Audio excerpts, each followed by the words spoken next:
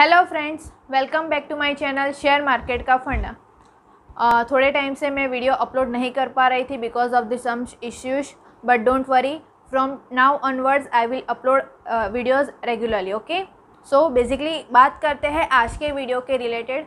So any guesses कि आज मेरा जो वीडियो है वो कौन से टॉपिक पे हो सकता है? सोचो। ऑब्वियसली मेरी चैनल जो है वो शेयर मार्केट के रिलेटेड है, तो ऑब्वियसली मेरा जो वीडियो होगा वो शेयर मार्केट एंड इन्वेस्टमेंट के रिलेटेड ही होगा, because share market is one kind of investment. Okay, तो आज मैं बात करने वाली हूँ शेयर मार्केट के लाइकवाइज अनदर चीज़ के रिलेटेड, जो कि है म्यूचुअल फंड, है ना। It is a very common word जो ऑब्वियसली आप सब लोगों ने सुना ही होगा, है ना। म्यूचुअल फंड अभी ऐसा तो कुछ है नहीं कि कोई नया वर्ड है या कुछ लोगों ने ही सुना हो। अभी तो म्यूचुअल फंड अगर आप कोई आदमी से पूछोगे ना जो कि आपको अननोन पर्सन है, तो भी आपको बता देगा कि म्यूचुअल फंड क्या है। Mutual fund is one kind of investment. Okay, so basically आज मैं बात करूंगी कि म्यूचुअल फंड बेसिक्स के रिलेटेड, कि एक्चुअली अगर जिन लोगों को नहीं पता है कि म्यूचुअल फंड क्या चीज़ है तो उन लोगों के बेसिक आइडिया आ जाएगा। Basically mutual fund is an open end professionally manage investment fund that pulls money from different peoples and invest them in such kind of security. समझ में आया? कुछ नहीं आया? Don't worry, let me explain. Okay, mutual fund क्या है? Mutual fund एक ऐसी चीज़ है जो आपकी और मेरी तरह जो इंडिविजुअल पर्सन है डिफरेंट उन लोगों के पास से थोड़े थोड़े पैसे कलेक्ट करती है एंड अपने अकॉर्डिंग, अपने नॉलेज, अपने प्रोफेशन से के अकॉर्डिंग अलग अलग जगह पे सिक्योरिटीज़ में वो इन्वेस्ट करती है। ओके, सो ऑब्वियसली मैंने आपको ये बात बताई कि mutual fund on our behalf invest करता है, तो आप सब सोच रहे होंगे कि म्यूचुअल फंड हमारे बिहाफ पे इन्वेस्टमेंट करेगा, उसकी जगह हम ही क्यों ना इन्वेस्ट करें, राइट।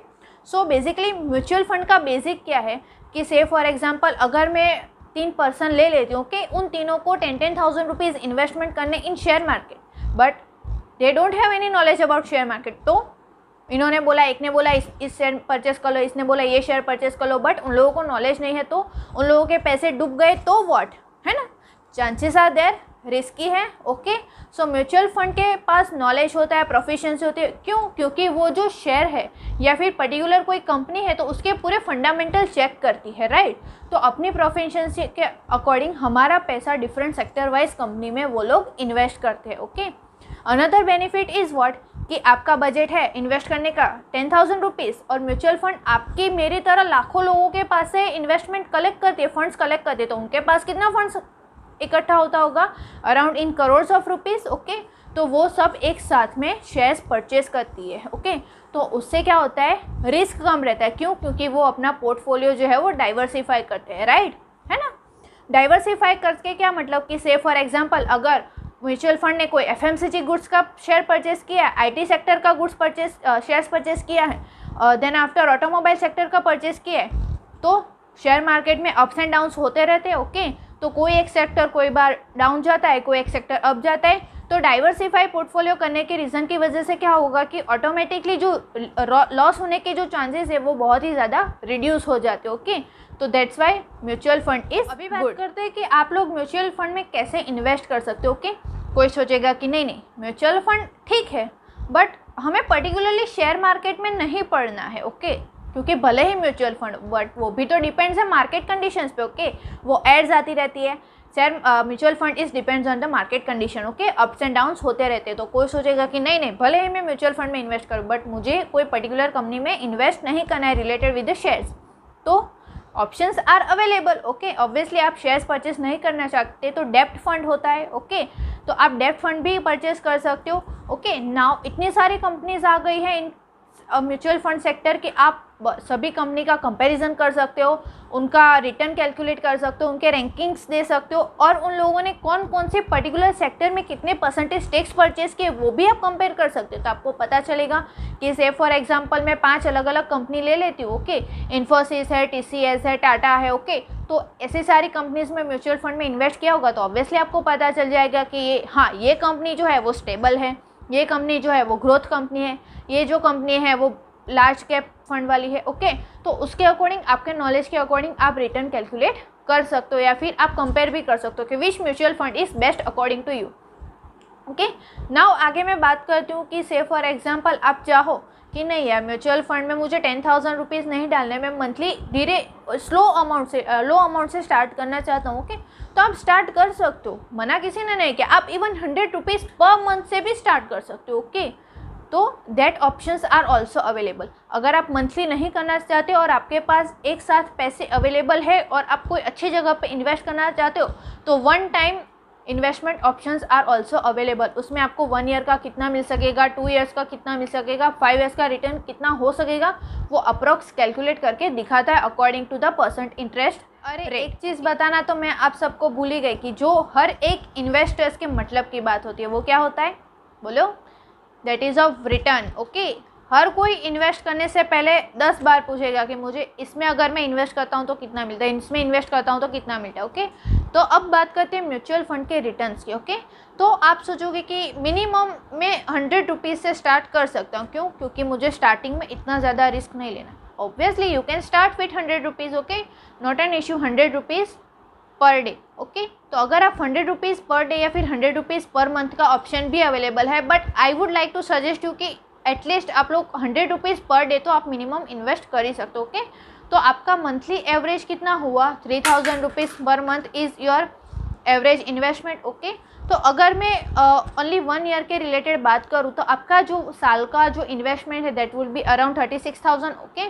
तो अगर आप रिटर्न कैलकुलेट करोगे तो आपका अराउंड 48,000 to 50,000 रिटर्न होता है, ओके, जो कहीं पे भी नहीं मिलता, ना तो बैंक एफडी में मिलता है, ना तो पोस्ट ऑफिस सेविंग सर्टिफिकेट्स में मिलता है, और ना ही गोल्ड में मिलता है, बिकॉज गोल्ड के दाम भी अभी तो कंटिन्यूस फॉल हो रहे, ओके। तो ऑब्वियसली आई थॉट आप सब गोल्ड तो परचेस करते ही होंगे, है ना। गोल्ड इन्वेस्टमेंट जो कि बहुत टाइम से गुड इन्वेस्टमेंट माना जाता है, लैंड में है, आप कोई लैंड परचेज करो, ओके, तो that is also one kind of good investment. But I would like to suggest you कि अगर आप स्लोली ग्रेजुअली आप इन्वेस्ट करना चाहते हो, बिकॉज अगर आप गोल्ड परचेज करने जाओगे आपको at a time minimum 50,000 rupees तो डालने ही पड़ेंगे, उसके अलावा गोल्ड नहीं मिलता है, ओके। तो वो आपके एक ही बार में 50,000 रुपये ले लेता है। अगर आप एफडी करवाने जाते हो तो एफडी में भी आप 25,000 50,000 रुपीज़ आपके पास हो गए, तब आप एफडी करवाने जाओगे।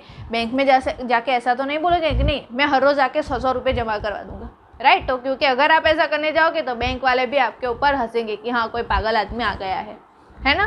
तो म्यूचुअल फंड एक ऑप्शन ऐसा है कि आप अगर एवरी डे 100 रुपीज़ भी कलेक्ट करते हो तो भी आप मंथली के 3,000 रुपीज़ उसमें इन्वेस्ट कर सकते हो। तो आपको उसमें क्या है, कंपाउंडिंग इंटरेस्ट मिलता है, right. Compounding interest is what, compounding interest कि आपको जो से फॉर एग्जांपल आपने मंथली 3,000 रुपीज़ हुए और मंथ एंड में आपका अगर रिटर्न होता है 1,000 रुपीज़, ओके, तो वो एडिशनल 1,000 रुपीज़ के ऊपर भी वो इंटरेस्ट कैलकुलेट करके आपको देता है ना। मज़ेदार बात, ओके। ऑब्वियसली आप सबको कंपाउंडिंग इंटरेस्ट को पता होगा ही, बट मैंने थोड़ा बहुत एक्सप्लेन कर दिया है, ओके। तो that is also one kind of good investment. अभी ऑब्वियसली आप लोग सेविंग करते हो या फिर इन्वेस्टमेंट करते हो, कौन से पर्पस के लिए इन्वेस्ट करते हो, ताकि आप जब ओल्ड एज के हो जाए या फिर रिटायरमेंट एज हो जाए तो आपके पास बहुत अच्छा पैसा इकट्ठा हो जाए, ओके। तो एक्चुअली जनरली जो एज है इन्वेस्टमेंट स्टार्ट करने की वो बेसिकली क्या होती है, 25 30 35, ओके। बहुत देर बाद इन्वेस्टमेंट स्टार्ट नहीं करना चाहिए, but I would like to suggest कि आप जब 25 ईयर्स की एज के हो जाए या फिर अराउंड 30 ईयर्स की एज के हो जाए तो आप इन्वेस्टमेंट स्टार्ट कर दो। तो आप सोचोगे कि चलो मैंने 25 ईयर्स के ऊपर इन्वेस्टमेंट स्टार्ट कर दिया, तो मुझे at the age of 50 years या फिर 55 ईयर्स मेरे पास कितना पैसा जमा होगा, राइट। तो से फॉर एग्जांपल अगर आप 15,000 रुपीज़ पर मंथ आप इन्वेस्ट करना स्टार्ट करते हो, okay, monthly SIP that is of the 15,000 per month, and मैं कैलकुलेट करती हूँ कि आपको जो रेट ऑफ रिटर्न मिल रहा है market return that is around 13%, and आप 55 ईयर्स के लिए आप उसमें इन्वेस्ट करते हो, तो आपके पास कितना पैसा इकट्ठा हुआ होगा, गेस कीजिए। ऑब्वियसली आप में से कुछ लोग तो ऐसे हो गए जिसने एक बार तो एटलीस्ट कैलकुलेट किया ही होगा, ओके, रिटर्न कैलकुलेट किया होगा in case of mutual fund. तो आप करोड़पति भी बन सकते हो, एम आई राइट और रॉन्ग, बिकॉज मार्केट जो है वो भले ही अप डाउन हो बट लॉन्गर पीरियड में तो वो अप जाने ही वाला है। दैट मीन्स व्हाट, कि आपका पैसा जो है इन्वेस्ट कर रहे हो वो अब तो जाने ही वाला है। तो सोच क्या रहे, इन्वेस्टमेंट करना स्टार्ट कीजिए, ओके। म्यूचुअल फंड जो ऑप्शन है वो ऑप्शन बहुत ही बेटर ऑप्शन है, भले ही वो मार्केट कंडीशन पे डिपेंड्स करता है, बट फिर भी वो एवरेजली आप देखने जाओ तो बहुत ही गुड ऑप्शन है। तो तो आप सोचोगे कि हाँ चलो हमें म्यूचुअल फंड में इन्वेस्ट करना है, बट इन्वेस्ट कैसे कर सकते हो? इन्वेस्ट करने के लिए आप सबको फर्स्ट ऑफ ऑल अपना डीमैट अकाउंट ओपन करना ज़रूरी है। अगर डीमैट अकाउंट ओपन नहीं करना चाहते तो पर्टिकुलरली जो भी कंपनीज अवेलेबल है वहाँ पे जाके आप उनके एजेंट के साथ भी बात कर सकते हो कि हाँ हमें इस तरह से इन्वेस्टमेंट करना है, तो आप हमें गाइड कीजिए, तो वो लोग आपको गाइड भी करेंगे। ओके, तो यहाँ पे मैं अपना जो म्यूचुअल फंड का बेसिक्स है वो वीडियो में मेरा यहाँ तक है। म्यूचुअल फंड में आप कैसे इन्वेस्टमेंट करोगे और उसका मैं पार्ट 2 लेके आने वाली हूँ, तो देखना मत भूलिए। ओके, उसके अंदर मैं म्यूचुअल फंड में डेप्थ में जाके उसकी आपको इन्फॉर्मेशन प्रोवाइड करने वाली हूँ। और हाँ, आप में से किसी का डीमैट अकाउंट ओपन नहीं हुआ है, कोई शेयर्स में ट्रेड करना चाहते हैं, ओके, कंफ्यूज है कि कौन सा डीमैट अकाउंट ओपन करें, कौन से एप्लीकेशन डाउनलोड करें, तो डोंट वरी अबाउट डैट। मैंने अपने वीडियो के डिस्क्रिप्शन बॉक्स में उसके भी लिंक डाल दी है। उसमें मैंने 3 डिफरेंट काइंड्स ऑफ एप्लीकेशन डाली है, that is the grow app, Upstox and Zerodha. मेरे लिंक के थ्रू उसको डाउनलोड कीजिए एंड रजिस्टर कीजिए एंड ट्रेडिंग करना स्टार्ट करना ना भूलिए। Thank you. हाँ, एंड एक चीज़ बताना भूल गई, मेरे वीडियो को ज़्यादा से ज़्यादा शेयर कीजिए। क्यों? क्योंकि इन्वेस्टमेंट तो सबको करना चाहिए। आपके फ्रेंड्स के साथ शेयर कीजिए, रिलेटिव्स के साथ शेयर कीजिए, फैमिली को भी दिखाइए। ओके, क्योंकि हर कोई इन्वेस्टमेंट करेगा तभी सबके पास पैसा आएगा। Thank you.